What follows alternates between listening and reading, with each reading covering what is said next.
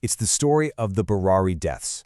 And let me tell you, it's a story that completely blurs the lines between faith, family, and a delusion so powerful it's terrifying. You know, that's what a neighbor said when he found something truly horrific. Imagine this. It's the morning of July 1st, 2018.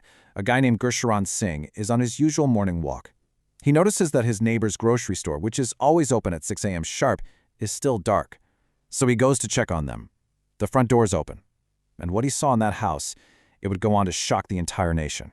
Because inside that home, police would soon find 11 members of the same family, the Chundawat family, and every single one of them was dead. So you can just imagine what the first responders walked into.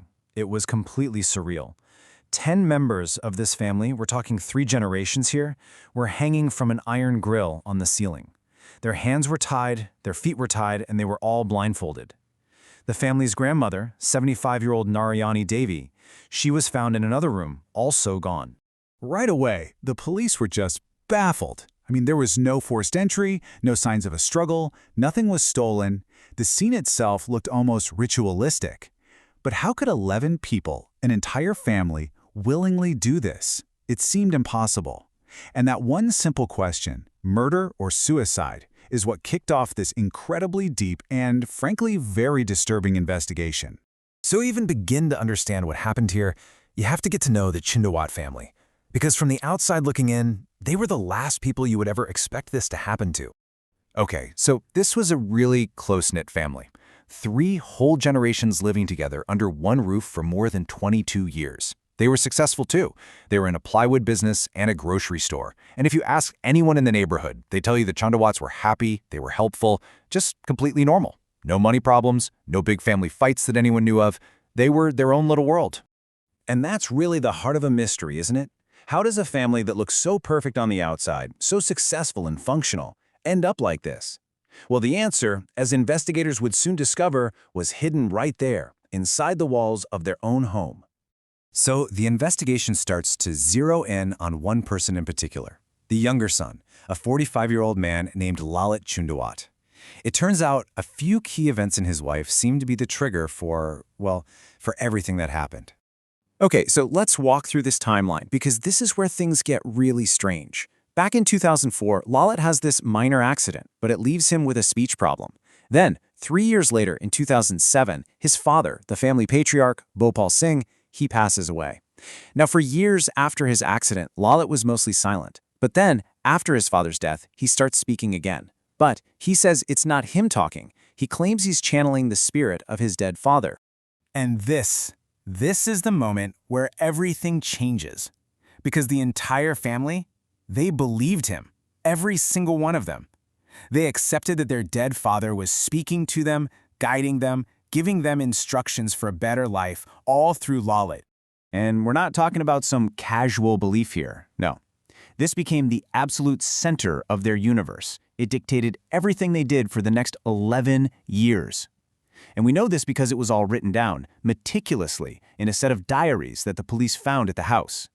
The detail in these diaries is just mind-blowing. They're filled with these handwritten notes, laying out incredibly strict rules for the family. Things like everyone had to be a strict vegetarian, they had to hold these nightly prayer sessions, and follow this super detailed daily routine. And it was all in service of what the diaries just called a supernatural force. And then, the diaries lead up to instructions for one final ritual. It was described as a Thanksgiving ceremony for their dead patriarch. The notes literally laid out, step by step, how to perform this hanging ritual, what day to do it, what time, exactly how it should be done. But here's the crucial part. The diary promised them they wouldn't die. They were told they'd be saved right at the last second, and that they would achieve moksha, which means salvation. And this line, from the very last entry, it's just chilling. It was a direct promise from whatever they thought was their father, telling them they'd be safe. You have to understand, they truly believed this wasn't the end. For them, it was a doorway to something better. So once the police had these diaries, it was like a roadmap. The murder theory started to fade, and they began looking for a psychological explanation. I mean, the question became, how on earth could an entire family, 11 people, believe something so impossible? The investigators started to think that Lalit was probably suffering from what's known as a psychosis disorder. Basically, it's a mental health condition where a person kind of loses their connection to reality. They can have really powerful delusions. These are fixed, false beliefs that you just can't shake. Like being absolutely convinced you're channeling a dead relative. Okay, so that might explain Lalit. But what about the other 10 family members? Well, police landed on this really rare condition called shared psychosis disorder. It's sometimes called folie à deux, which means madness for two, but it can happen in a whole group. The idea is that in a really close, isolated family like the Chundawats, one person's delusion can literally spread to everyone else. If there's no one from the outside challenging these beliefs, one person's delusion can become the entire family's reality. So you have these two completely different realities, right? In the eyes of the police, Lalit was the patient, and the rest of the family were victims of his delusion, which led to this tragic mass suicide. But from the family's point of view, Lalit was just the vessel. They were following the sacred instructions of their patriarch, and this was a ritual that would lead to their salvation. It's just two totally different worlds happening inside the very same house.